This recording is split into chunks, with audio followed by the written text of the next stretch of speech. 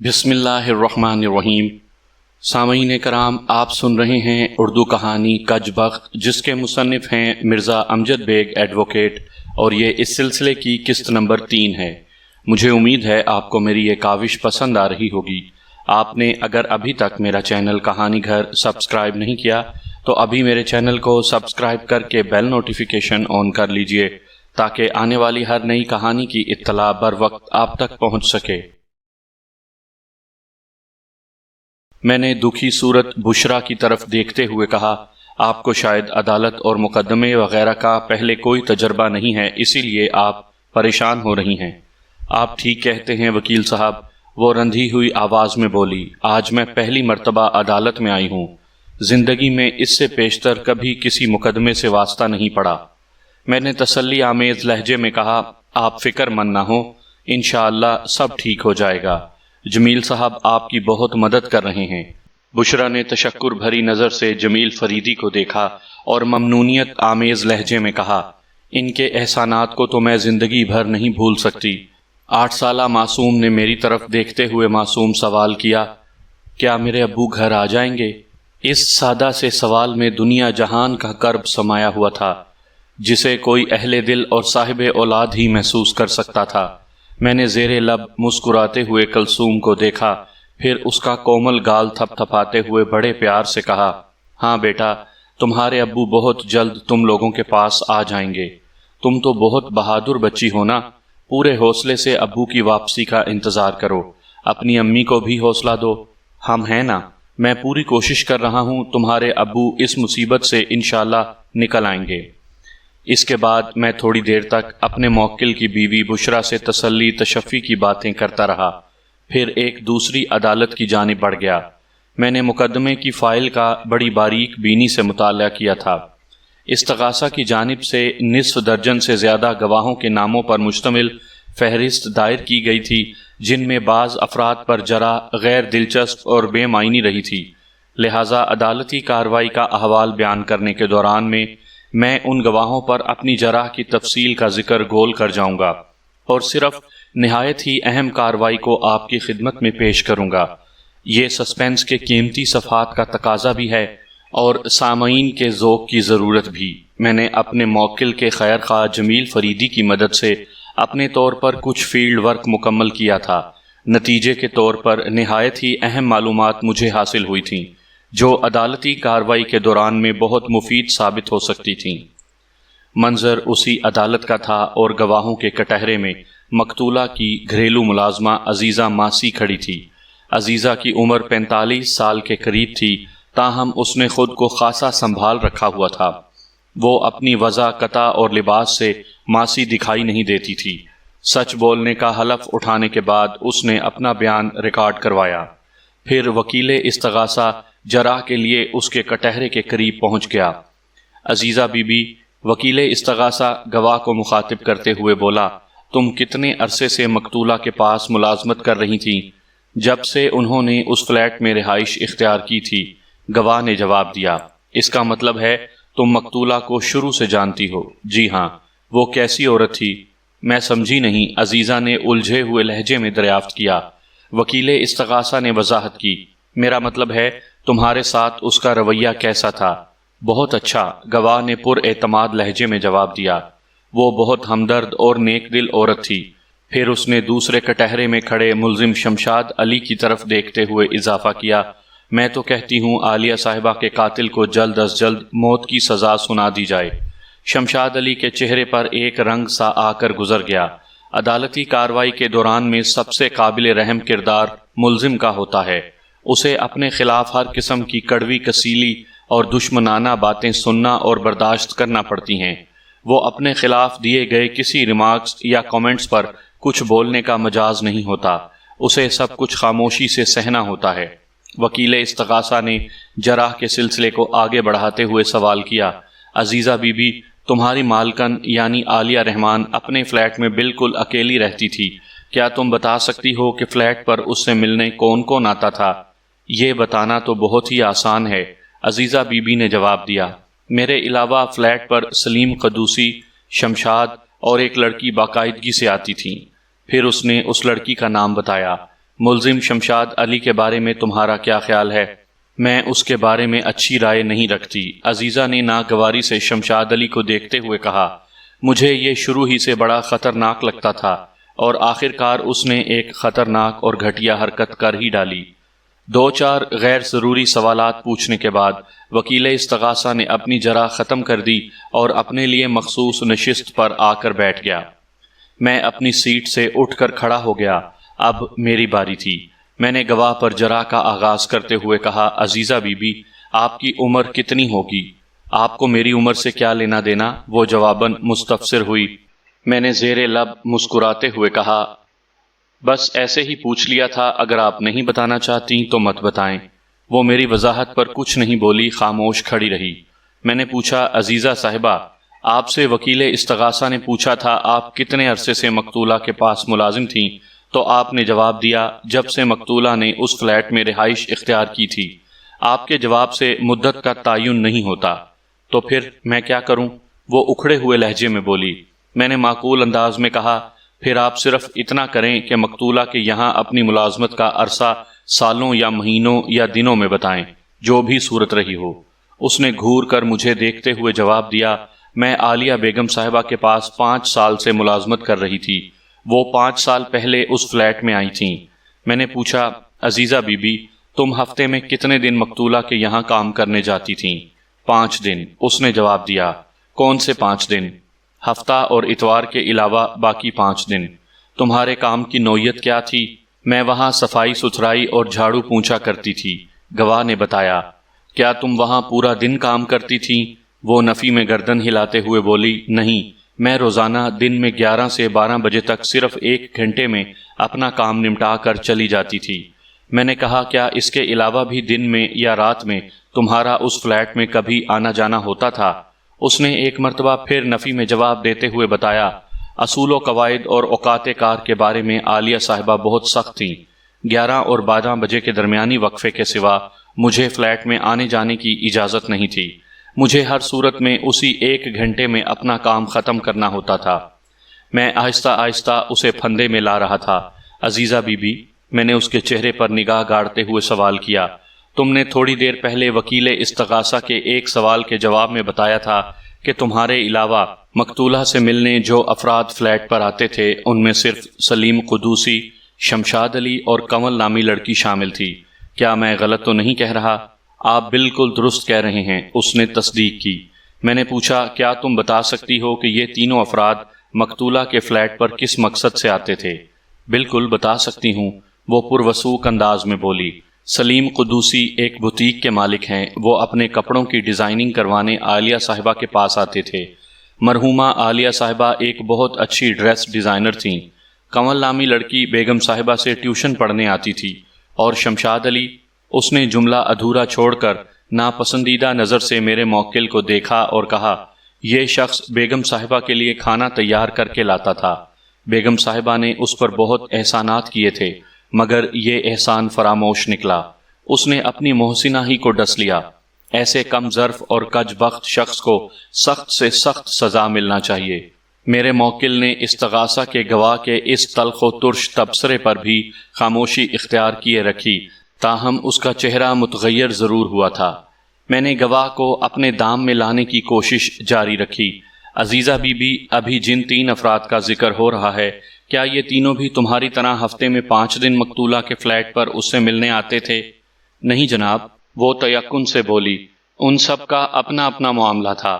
معاملہ تھا؟ کیا مطلب؟ میں نے چونکے ہوئے لہجے میں پوچھا۔ وہ جز بز ہوتے ہوئے بولی، میں آپ کو یہ بتانا چاہتی ہوں کہ یہ تینوں مختلف دنوں اور مختلف اوقات میں مقتولہ عالیہ رحمان کے پاس آتے تھے، اور تمہیں ان کے مخصوص دن اور مقررہ اوقات بھی معلوم ہوں گے۔ جی ہاں، وہ فخریہ لہجے میں بولی۔ بوتیک والے سلیم قدوسی صرف پیر اور جمعرات کے دن سپہر 3 اور 4 بجے کے درمیان آتے تھے۔ ملزم شمشاد علی ہفتے میں 3 دن پیر، بدھ اور جمعہ کے روز شام 5 بجے کھانا لے کر آتا تھا، اور کنول نامی وہ شاگرد ہفتے اور اتوار کے علاوہ روزانہ شام 6 بجے سے رات 8 بجے تک 2 گھنٹے کے لیے ٹیوشن پڑھنے آتی تھی۔ بہت بہت شکریہ عزیزہ بی بی، میں نے گردن کو ذرا سا خم دیتے ہوئے کہا۔ وہ بھونچکا رہ گئی۔ اس میں شکریہ والی کون سی بات ہے؟ ابھی بتاتا ہوں، میں نے سخت لہجے میں کہا۔ عزیزہ بی بی، تھوڑی دیر پہلے تم نے مجھے بتایا تھا کہ تمہاری مالک مقتولہ عالیہ رحمان اصول و قواعد اور ٹائم ٹیبل کے معاملے میں بہت سخت تھیں۔ تمہیں اپنی ڈیوٹی کے مخصوص اوقات یعنی دوپہر 11 بجے سے 12 بجے تک کے سوا اس فلیٹ پر آنے یا جانے کی اجازت نہیں تھی۔ ایک لمحے کو رک کر میں نے اس کی آنکھوں میں جھانکا اور سنسناتے ہوئے انداز میں کہا، تم نے یہی بتایا تھا نا عزیزہ بی بی؟ وہ میرے سوال کی تہ تک نہ پہنچ سکی، جلدی سے بولی، ہاں میں نے یہی کہا تھا۔ اگر یہی بات ہے تو پھر تم معزز عدالت کو یہ بھی بتا دو کہ جھوٹی گواہی کے لیے تم نے کتنی رقم بطور رشوت وصول کی ہے، یا پولیس والے تمہیں ڈرا دھمکا کر اپنا کام نکال رہے ہیں؟ میں آپ کی بات کا مطلب نہیں سمجھی وکیل صاحب۔ پہلی مرتبہ وہ ہراساں نظر آئی۔ وکیل استغاثہ بخوبی میرے مقصد کو پہنچ چکا تھا۔ وہ ایک جھٹکے سے کھڑا ہوا اور چیخ سے مشابہ آواز میں بولا، آبجیکشن یور آنر۔ حاضرین عدالت نے چونک کر وکیل استغاثہ کو دیکھا۔ جج بھی سوالیہ نظر سے وکیل استغاثہ کو تکتے ہوئے بولا، آپ کو کس بات پر اعتراض ہے وکیل صاحب؟ وکیل استغاثہ نے احتجاجی لہجے میں کہا، جناب اعلیٰ، وکیل صفائی استغاثہ کی معزز گواہ پر الزام تراشی کر رہے ہیں۔ میں نے تو اس قسم کا کوئی کام نہیں کیا، میں نے سادگی سے کہا۔ میرے لہجے کی بیگانگی نے جلتی پر تیل کا کام کیا۔ وکیل استغاثہ نے چراغ پا ہوتے ہوئے کہا، جناب اعلیٰ، وکیل صفائی نے استغاثہ کی گواہ عزیزہ بی بی پر الزام لگایا ہے کہ اس نے پولیس والوں سے رشوت لے کر جھوٹا بیان دیا ہے۔ یہ سراسر زیادتی ہے۔ آپ بالکل ٹھیک کہہ رہے ہیں میرے عزیز دوست، میں نے تمسخرانہ نظر سے وکیل استغاثہ کو دیکھتے ہوئے کہا۔ یہ واقعی زیادتی کی بات ہوگی کہ پولیس والوں کے بارے میں کسی شخص کو رشوت دینے کا تذکرہ کیا جائے، کیونکہ پولیس والے تو صرف رشوت لیتے ہیں۔ میں نے رک کر اس کیس کے انکوائری آفیسر کے چہرے کے تاثرات کا جائزہ لیا۔ وہ مجھے خاصا جاہ و جلال میں نظر آیا۔ میں نے اسے نظر انداز کرتے ہوئے جج سے کہا، جناب اعلیٰ، میں محسوس کر رہا ہوں وکیل استغاثہ رات کو پوری نیند نہیں لے سکے، اسی لیے ان کے حواس مخل اور توجہ منتشر ہے۔ پھر میں نے وکیل مخالف کی طرف دیکھتے ہوئے اپنی بات کی وضاحت کی۔ مائی ڈیئر کونسلر، آپ نے یقیناً میری بات غور سے نہیں سنی۔ میں نے استغاثہ کی گواہ عزیزہ بی بی سے سوال کیا تھا کہ جھوٹی گواہی دینے کے لیے اس نے کتنی رقم بطور رشوت وصول کی ہے۔ یہاں کہیں بھی پولیس کا نام استعمال نہیں کیا گیا۔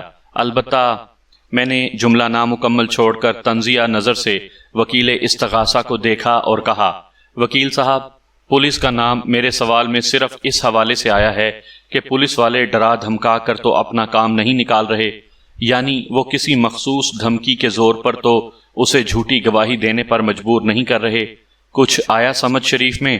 میں نے ایک لمحے کا وقفہ دے کر اضافہ کیا، میرا وہ سوال منوعاً عدالت کے ریکارڈ پر موجود ہے، آپ اطمینان قلب کے لیے اس ریکارڈ کا مطالعہ کر سکتے ہیں۔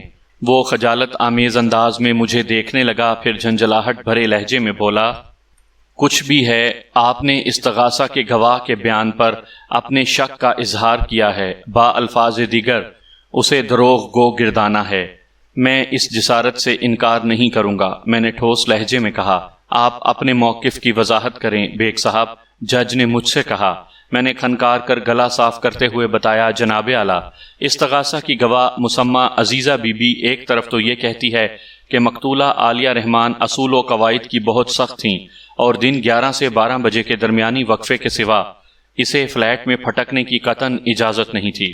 دوسری جانب گواہ بڑی تفصیل سے بتاتی ہے کہ ہفتے کے کس دن، کتنے بجے، کون کون شخص مقتولہ سے کس سلسلے میں ملنے آتا تھا۔ اس قسم کی معلومات تو گھر کا بھیدی ہی بتا سکتا ہے، یا پھر وہ شخص۔ میں نے توقف کر کے وکیل استغاثہ کی سمت دیکھا اور جملہ مکمل کر دیا، یا پھر وہ شخص جسے طوطے کی طرح یہ سبق رٹوایا گیا ہو۔ وکیل استغاثہ سٹ پٹائے ہوئے لہجے میں بولا، یہ کوئی فارمولہ نہیں ہے۔ آپ کیا کہنا چاہتے ہیں وکیل صاحب؟ جج نے وکیل استغاثہ سے پوچھا۔ وہ برہمی سے بولا، یور آنر، میرا مطلب ہے کہ کسی انسان کی معلومات کا تعلق ضروری نہیں اس کے ذاتی تجربے ہی سے ہو، وہ اپنے مطالعے اور مشاہدے سے بھی بہت سی باتیں جان سکتا ہے۔ مثال کے طور پر میں نے انگلینڈ نہیں دیکھا، مگر میں اس ملک کے سیاسی اور سماجی حالات و تاریخ سے بخوبی آگاہ ہوں۔ میں نے کہا، بجا فرمایا آپ نے، انسان اپنے مطالعے، مشاہدے اور دیت شنید سے بھی بہت سی معلومات اکٹھی کر سکتا ہے، مگر اس کے لیے ایک چیز شرط ہے۔ وہ کیا؟ اس نے جلدی سے پوچھا۔ میں نے کہا دلچسپی۔ میں سمجھا نہیں۔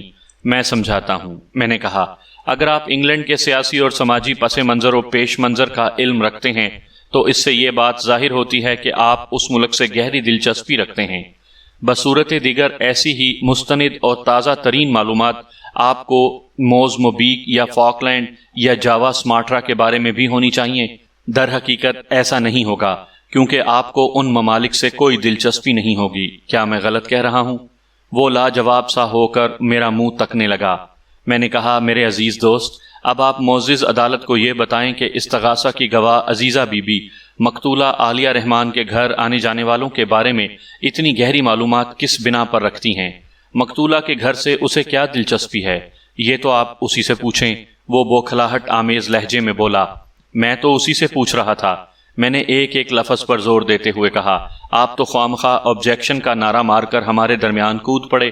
پھر میں نے کٹہرے میں کھڑی استغاثہ کی گواہ عزیزہ بی بی کو مخاطب کرتے ہوئے پوچھا، آپ اس سلسلے میں کیا کہتی ہیں؟ وہ آئیں بائیں شائیں کرنے لگی، تاہم اس نے کوئی تسلی بخش جواب نہ دیا۔ اس کی بوکھلاہٹ اور احتراز پوری تاثیر کے ساتھ عدالت کے ریکارڈ پر محفوظ کر لیا گیا۔ میں دوبارہ استغاثہ کی گواہ کی جانب متوجہ ہو گیا۔ عزیزہ بی بی، تم نے وکیل استغاثہ کے ایک سوال کا جواب دیتے ہوئے ملزم شمشاد علی کے بارے میں اپنے خیالات کا اظہار کیا تھا اور معزز عدالت کے سامنے بتایا تھا کہ ملزم شروع ہی سے تمہیں بڑا خطرناک لگتا تھا۔ اس شروع ہی سے تمہاری کیا مراد تھی؟ وہ جز بز ہوتے ہوئے بولی، اس سے میری مراد تھی جب سے میں نے ملزم کو دیکھا تھا۔ تمہیں ملزم کی شخصیت یا کردار میں کون سی بات خطرناک دکھائی دی تھی؟ اس کی مونچھیں اور آنکھیں، وہ جلدی سے بولی۔ میں نے پوچھا، مونچھیں اور آنکھیں کیوں؟ وہ کٹہرے میں کھڑے شمشاد علی کی جانب اشارہ کرتے ہوئے بولی، آپ خود دیکھ لیں، اس شخص نے کتنی ڈراؤنی مونچھیں پال رکھی ہیں اور اس کی سرخ سرخ آنکھیں بھی کیسی خوفناک ہیں۔ میں اس کی وضاحت پر مسکرا کر رہ گیا۔ میں نے مزید سوال نہیں پوچھا اور اپنی جرح ختم کر کے مخصوص نشست پر آ کر بیٹھ گیا۔ عزیزہ بی بی کے بعد گواہوں کے کٹہرے میں جو شخص آ کر کھڑا ہوا اس کا نام غفور احمد تھا۔ اس کی عمر 35 سال کے قریب تھی۔ وہ پیشے کے اعتبار سے ایک باورچی تھا، مگر جسے کے لحاظ سے کوئی پہلوان دکھائی دیتا تھا۔ وہ ایک مقامی ہوٹل کے کچن میں کھانا پکانے کا کام کرتا تھا۔ راست گوئی کا حلف اٹھانے کے بعد اس نے اپنا مختصر سا بیان ریکارڈ کروایا۔ اس کے بعد وکیل استغاثہ اپنے حصے کا کام کرنے کٹہرے کے پاس چلا گیا۔ اس نے گواہ کو مخاطب کرتے ہوئے سوال کیا، غفور صاحب، آپ ملزم کو کب سے جانتے ہیں؟ کافی عرصے سے، گواہ نے جواب دیا۔ کافی عرصے سے آپ کی کیا مراد ہے؟ وہ سوچتے ہوئے بولا، لگ بھگ 3 سال سے۔ وکیل استغاثہ نے پوچھا، تم لوگ پیشے کی مناسبت سے ایک ہی ہو، کیا تم دونوں کی شناسائی کی وجہ بھی یہی ہے؟ ہاں، آپ کہہ سکتے ہیں، غفور احمد نے جواب دیا۔ وکیل استغاثہ جرح کے سلسلے کو دراز کرتے ہوئے بولا، کیا ملزم اور آپ ایک ساتھ کام کرتے تھے؟ کسی زمانے میں ایسا ہی تھا، وہ مکاری سے بولا، گویا بعد میں ایسا نہیں رہا تھا۔ جی ہاں، وکیل استغاثہ نے سوال کیا۔ غفور صاحب، جس زمانے میں آپ دونوں ایک ساتھ کام کرتے تھے تو آپ نے ملزم کو کیسا پایا؟ جواب دینے سے پہلے گواہ نے نفرت آمیز نظر سے میرے موکل کو دیکھا اور کہا، میں نے اس عرصے کے دوران میں ملزم کو نہایت ہی کمینہ اور گھٹیا شخص پایا تھا۔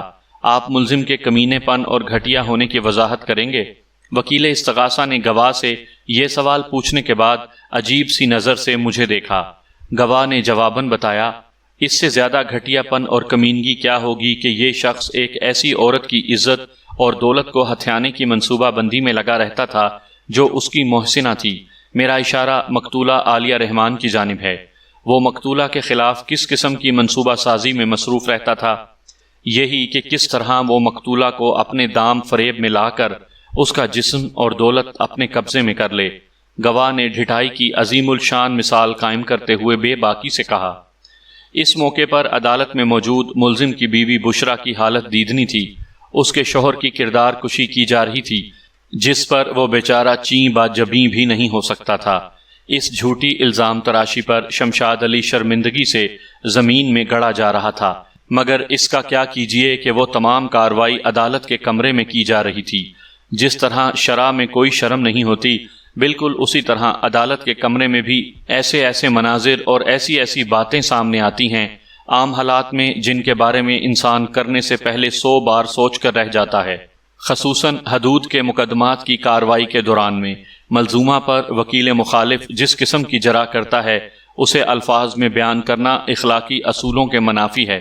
یہی وجہ ہے کہ اس قسم کی زیادتی کا شکار ہونے والی زیادہ تر لڑکیاں یا عورتیں داد رسی کے لیے عدالتوں کا رخ نہیں کرتیں۔ وہ اپنی دانست میں مزید بے عزتی سے بچنا چاہتی ہیں، جس کے نتیجے میں جابر صاف بچ نکلتا ہے۔ گویا وہ مزید جبر کے لیے معاشرے میں آزادی اور بے خوفی سے دندناتا پھرتا ہے، اور بالآخر وہ اپنے مقصد میں جزوی طور پر کامیاب ہو گیا۔ وکیل استغاثہ نے خیال افروز انداز میں کہا، اس نے مقتولہ عالیہ رحمان کو موت کے گھاٹ اتار کر اس کے فلیٹ میں ڈکیتی کی واردات کر ڈالی۔ گواہ غفور احمد نے وکیل کی سوچ پر ردہ چڑھاتے ہوئے کہا، یہ شخص نہ صرف ایک قاتل اور ڈکیت ہے بلکہ بہت سازشی بھی ہے۔ وہ کس طرح؟ وکیل استغاثہ نے پوچھا۔ گواہ نے نفرت سے ملزم کو گھورا اور تحقیر آمیز انداز میں بتایا، جب میں نے اس شیطان کو سمجھایا کہ وہ اپنے مذموم عزائم سے باز آئے تو یہ الٹا میرا دشمن ہو گیا۔ اس نے چپکے سے ہوٹل کے مالک کے کان بھرنا شروع کر دیے۔ قطرہ قطرہ پانی کی بوند اگر کسی مضبوط پتھر پر بھی ٹپکائی جائے تو اس میں بھی سوراخ ہو جاتا ہے۔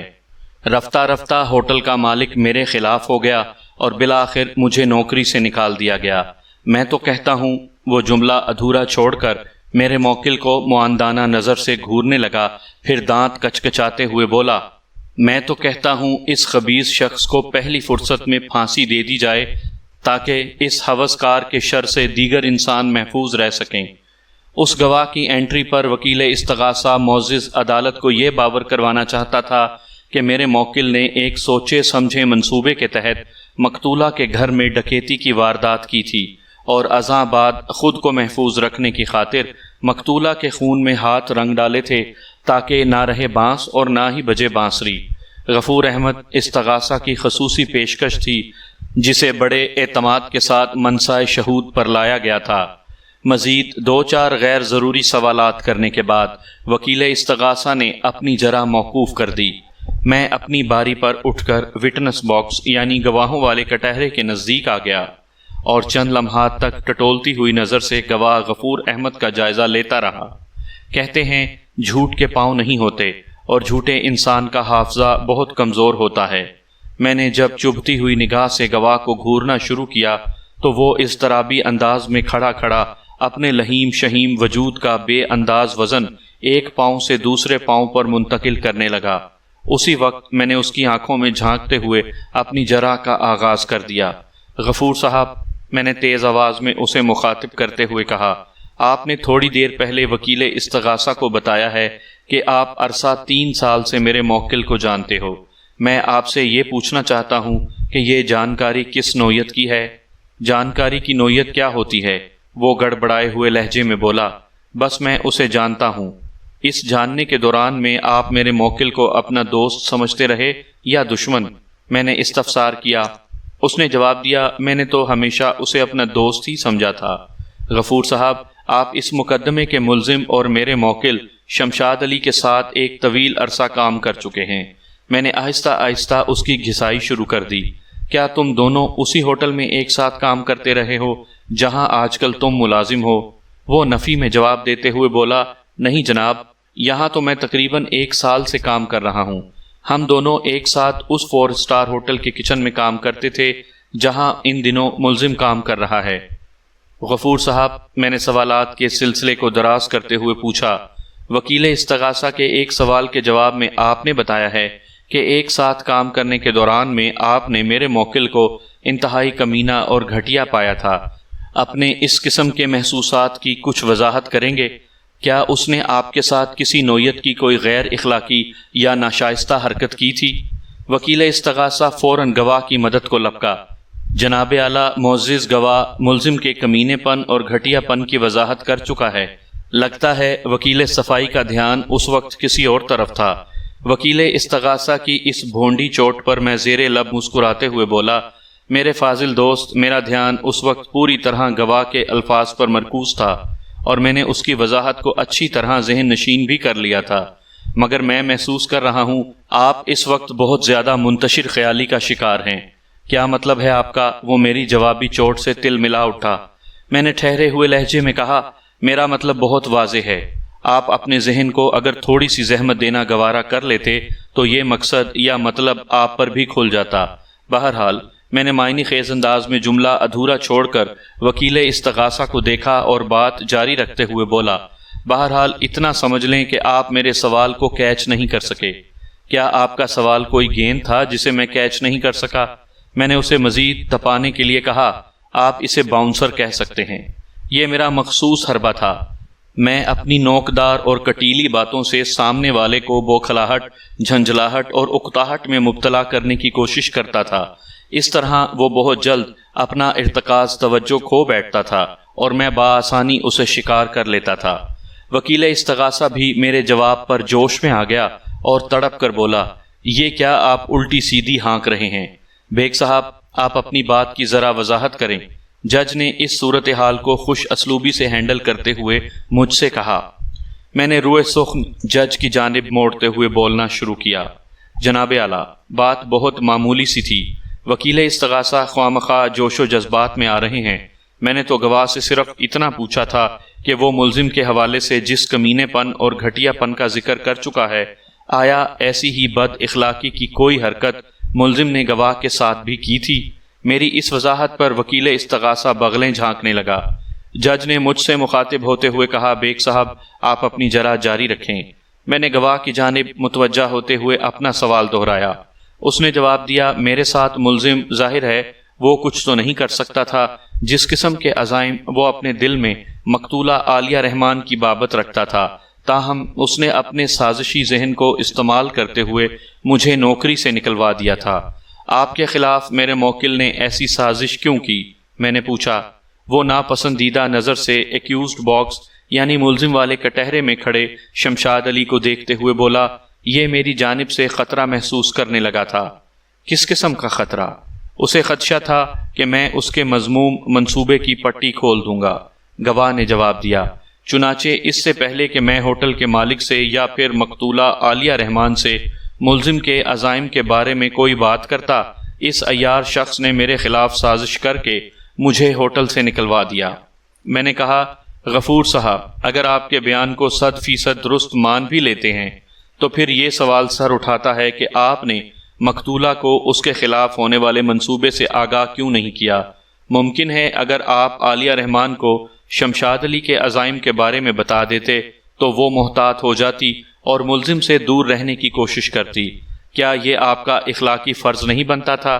وہ تأمل کرتے ہوئے بولا، پہلے میں نے اس بارے میں سوچا تھا، پھر مصروفیت کے باعث اس سوچ پر عمل نہ کر سکا، جس کا اب مجھے افسوس ہو رہا ہے۔ میں نے سوالات کا زاویہ تھوڑا سا تبدیل کیا اور درست لہجے میں استفسار کیا، غفور صاحب، آپ کا کہنا ہے کہ آپ کو ملزم کی شکایت پر نوکری سے نکالا گیا تھا اور میں نے مصنوعی تشکر کے اثرات اپنے چہرے پر سجاتے ہوئے کہا، اس تصحیح کا بہت بہت شکریہ میرے فاضل دوست۔ پھر میں گواہ کی جانب متوجہ ہو گیا۔ غفور صاحب، اگر میں کہوں کہ آپ کا بیان مبنی بر دروغ ہے تو؟ میں نے کون سی دروغ گوئی کی ہے؟ آپ کا کہنا ہے کہ آپ کو ملزم کی سازش کے تحت نوکری سے نکالا گیا تھا۔ میں نے تیکھی نظر سے اسے دیکھتے ہوئے کہا، جبکہ حقیقت یہ ہے کہ آپ اپنی حرکتوں کے سبب برخاست کیے گئے تھے۔ کیا میں غلط کہہ رہا ہوں؟ وکیل استغاثہ تیز لہجے میں مستفسر ہوا، کس قسم کی حرکتیں؟ غفور صاحب، آپ کے وکیل صاحب کچھ پوچھ رہے ہیں، میں نے معنی خیز انداز میں گواہ سے کہا۔ وہ بے چینی سے وکیل استغاثہ کی طرف تکتے ہوئے بولا، پتہ نہیں وکیل صفائی کون سی حرکتوں کا شوشہ چھوڑ رہے ہیں، آپ اسے شوشہ کہیں، پھول جھڑی یا آتش بازی، میں نے تفریح لیتے ہوئے کہا۔ مگر اے معزز گواہ استغاثہ، اس بے اعتنائی اور بے خبری کا مظاہرہ تو نہ کریں۔